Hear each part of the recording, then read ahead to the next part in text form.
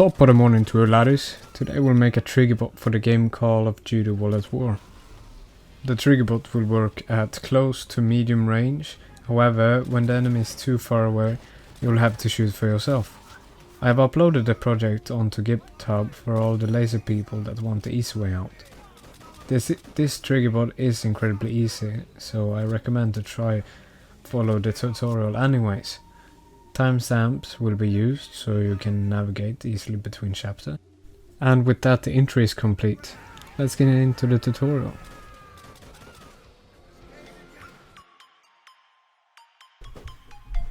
Okay. So we want to get the address for the crosshair value. So for example it says 0 when you're aiming at the ground and 1 when you're aiming at the enemy, and to get that address we'll use Sheet Onion. So download that if you don't have it and attach it to Call of Duty.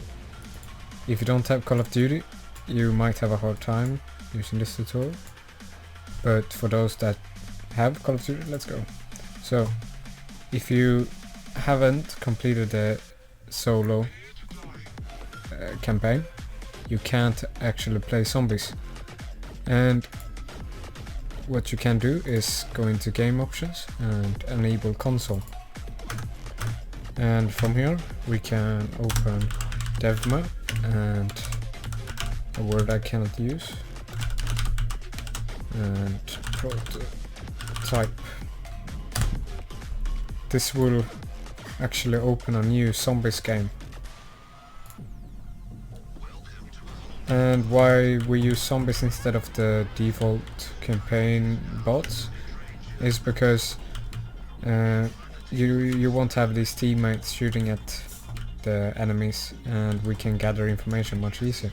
So when we're here, just pause and go back to Sheet Onion. We'll search for unknown initial value and do a first scan.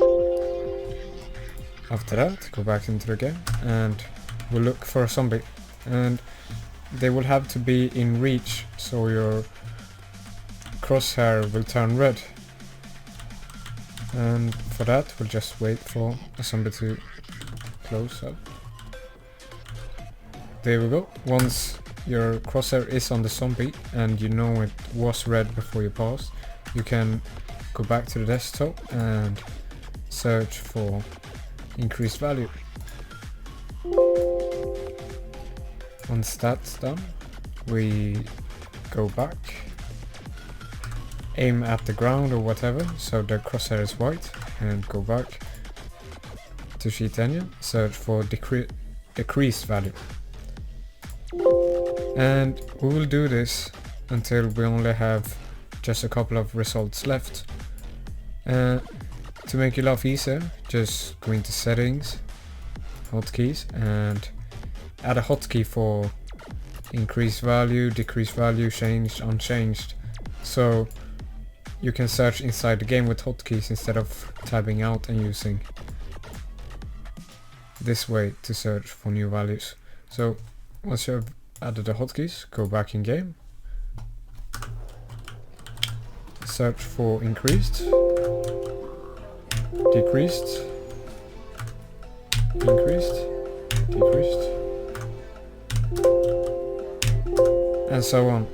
I will come back once I just have a couple of results left, and I'll meet you then.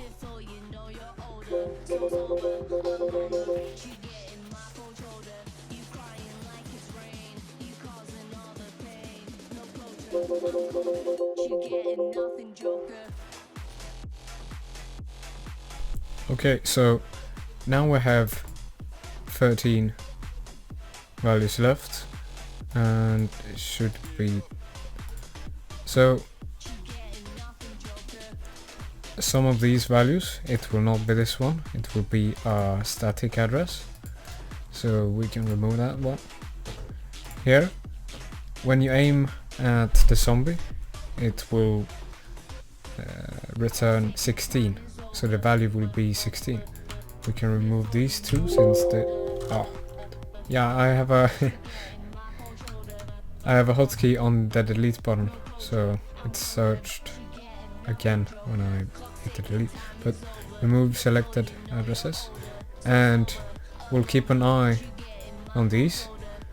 You will know if you got the correct one, since most of them will lag, so they will not turn to 16 exactly when you aim at the zombie. And to easily see which one is lagging, move your sheet engine to a different monitor. If you don't have a second monitor, I'm sorry for that. But I will use the correct address later in the video, so don't worry about that.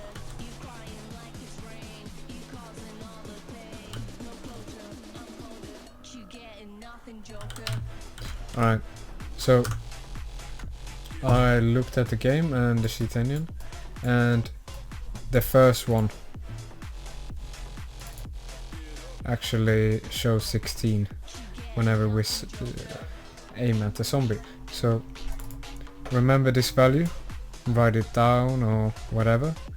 I already have it saved from a while ago, but just don't don't lose this. And now we'll move on to the coding part. Alright, so now that we have the address we need, open Visual Studio,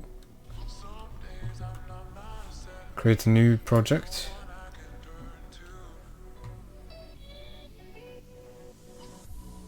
Forms application, and call it Cod Waw.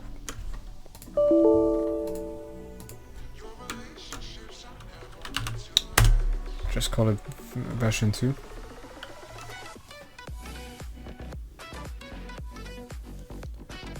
Now here we will not do any design to this. You can do it if you want, you can add a checkbox if you want that, but I will not do it.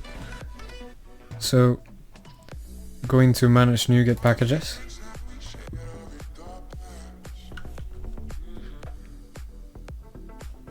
and click on browse. Now here search memory.dll. Choose the 86 one and install it.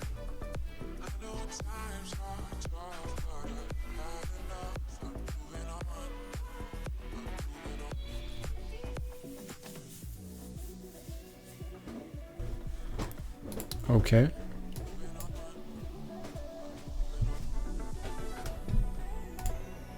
And when that's complete, we can close this one, and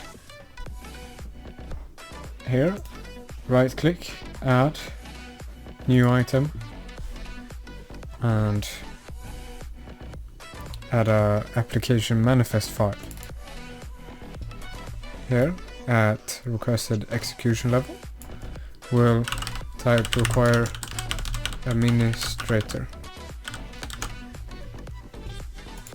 so it will add for admin privilege when we start the application. So double click on the form to get the code beneath, or the load function, and in the using we will add using memory and using system.ready. When that's complete, we'll have to add some DLLs or Windows API, whatever you want to call it. So user for the 2.dll, it will be static extern short get a sync key state and keys vkey. You will get an arrow here, which you can right click on, quick actions, and then you will get using system.runtime.interrupt services as a solution for your problem. So add that as well, and you will not have an error anymore. For the second DLL import, will also be a user 32.dll, and this DLL import will be the mouse click, mouse event int 3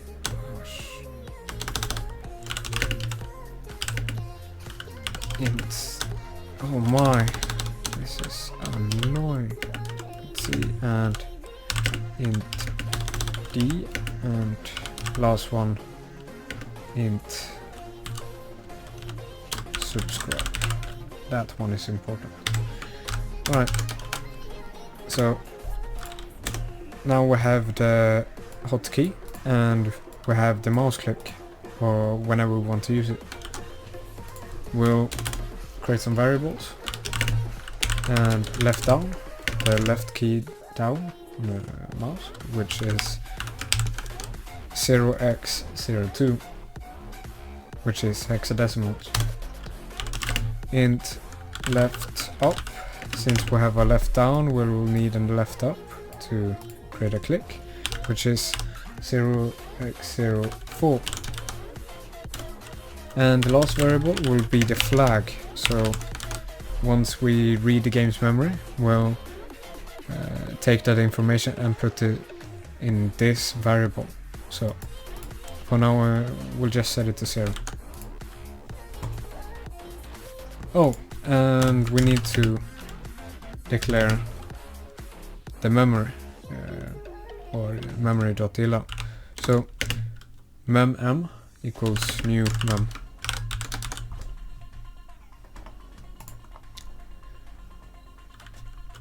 Now, in the form load function, we'll create a new integer named PID, process ID, which is equal to m.get proc ID from name, and here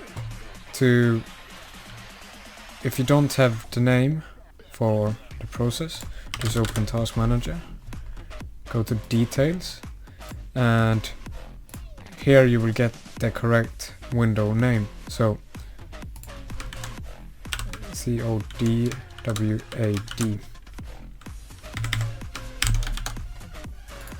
We can close that, and we can check if the PID is greater than 0. The PID will be anything but 0 or anything greater than 0 if it has found application, and if it has found application, we'll open the application. So open and then PID. From here we'll create a new thread, so TB for triggerbot equals new thread, and we'll just write triggerbot here. It will give an error since we don't have that function yet, but we'll add it later. So add this as well. This background equals to true, which makes the thread run in the background. So for example, you close down the forms application, normally the thread would still run. When you put is background equals to true, the thread will terminate with the form, and after that we'll start the triggerbot thread. Here we can create the triggerbot void, which is void triggerbot.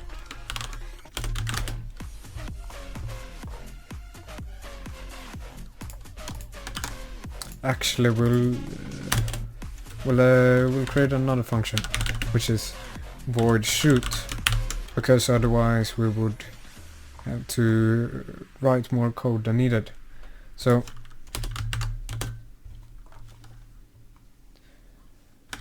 we'll add a parameter, which is delay. So what delay it will be until we make another delay after the shot. So we'll use mouse event and left down, just add a bunch of zeros after, and thread.sleep and 1 millisecond. After that we'll add a left up and this will create a mouse click. So left down, left click down, and left click up. After that we'll add another delay, so thread.sleep, and here we sleep the delay. We add this so we can use the triggerbot more flexible, but you can do whatever you want. Now let's move on to the triggerbot. So we'll make an infinite loop while true, and true is always true unless we use a variable. So we'll check if a certain key is down, and you can choose what key you want, but I will use X button 2. It's mouse 4 or 5. It's good since it's on the mouse and it's easily accessible. So if we press the X button 2, we'll read the game's memory. So flag equals to m.read int, and if you remember the address we got earlier, we copy that and we paste it. Now remember, because I think it will say something like this, so the game.exe plus and then the address, so add an 0 and x, so when you compile this it will know it's hexadecimal, and that's that. So close that, and now we can check if our flag equals to 16, because when the flag is 16 we are aiming at the enemy. And once we have all these things checked, we'll actually make a shot. So shot, which will click once and 10 seconds or milliseconds delay.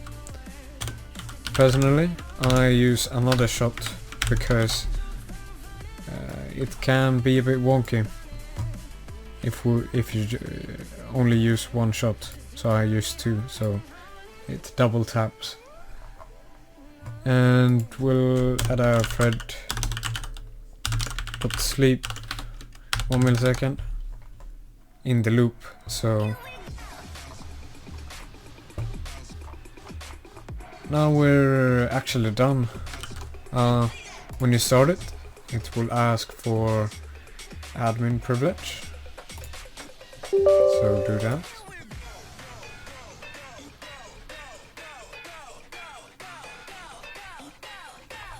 There we go, and start. Nothing here since we didn't design anything. Now let's go into the game. Oh. And it works, beautiful. So it will also work with scope, which is beautiful since you almost always scope this game. Let's get some zombies in here.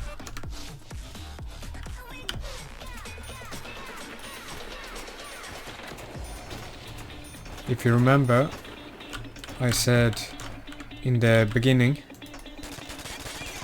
the triggerbot won't work as far away as I would want it, but as you can see here, it won't shoot. However, this fellow here gets shot, so it's not completely useless. It's still fun to use.